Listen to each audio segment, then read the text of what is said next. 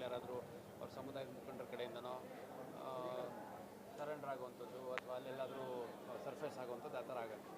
Offence ಆದ ತಕ್ಷಣ ನಾವು ಆರೋಪಿಗಳನ್ನು ಅರೆಸ್ಟ್ ಮಾಡುವಂಥದ್ದು ಅಥವಾ ಅವ್ರನ್ನ ಮತ್ತು ಫರ್ದರ್ ಅರೆಸ್ಟ್ಗಳಿಗೆ ಬೇರೆ ಆರೋಪಿಗಳನ್ನ ಅರೆಸ್ಟ್ ಮಾಡಲಿಕ್ಕೆ ಹೋದಂಥ ಸಂದರ್ಭದಲ್ಲಿ ತುಂಬ ಚಾರ್ಜ್ಡ್ ಅಪ್ ಆಗಿರ್ತಾರೆ.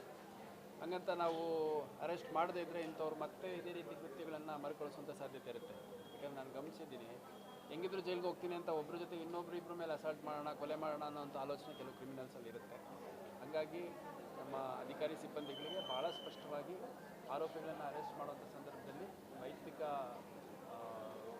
ಸುರಕ್ಷತೆ ಬಗ್ಗೆ ಗಮನ ಹರಿಸಿ ಅಂತ ಹೇಳಿದ್ದೀನಿ.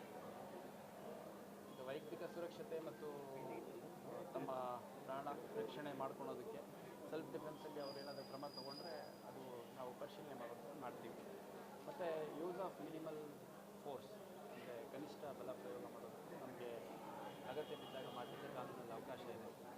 ಈಗ ಅವನಿಗೆ ಬಿಟ್ಟು ಅವನ ಕಡೆಯಿಂದ ಅಸಾಲ್ಟ್ ಆಗಿ ನಮ್ಮ ಸಿಬ್ಬಂದಿ ಅಥವಾ ನಮ್ಮ ಅಧಿಕಾರಿಗಳು ಇಂಜೂರ್ ಆಗುವಂಥದ್ದು ಅಥವಾ ಪ್ರಾಣ ಕಳ್ಕೊಳ್ಳುವಂಥದ್ದು ಸಂದರ್ಭದಲ್ಲಾಗಿತ್ತು. ನಮಗೆಲ್ಲ ಗೊತ್ತಿದೆ, ಗುಲ್ಬರ್ಗದಲ್ಲಿ ನಮ್ಮ ಮಲ್ಲಿಕಾರ್ಜುನ ಬಂಡೆ ಅಂತ ನಮ್ಮ PSI ಒಬ್ಬನ ಮೇಲೆ ಒಬ್ಬ ರೌಡಿ ಶೀಟರು ಫೈರ್ ಮಾಡಿದಂಥ ಸಂದರ್ಭದಲ್ಲಿ ನಮ್ಮ ಸಾವಾಗಿತ್ತು. ಅದೇ ರೀತಿ ಬೆಂಗಳೂರು ಗ್ರಾಮಾಂತರದಲ್ಲಿ ಒಬ್ಬ ಇನ್ಸ್ಪೆಕ್ಟರ್ ಸಾವಾಗಿತ್ತು. ಈ ಥರ ಭಾಳಷ್ಟು ಸಂದರ್ಭದಲ್ಲಿ ಆಗಿದೆ.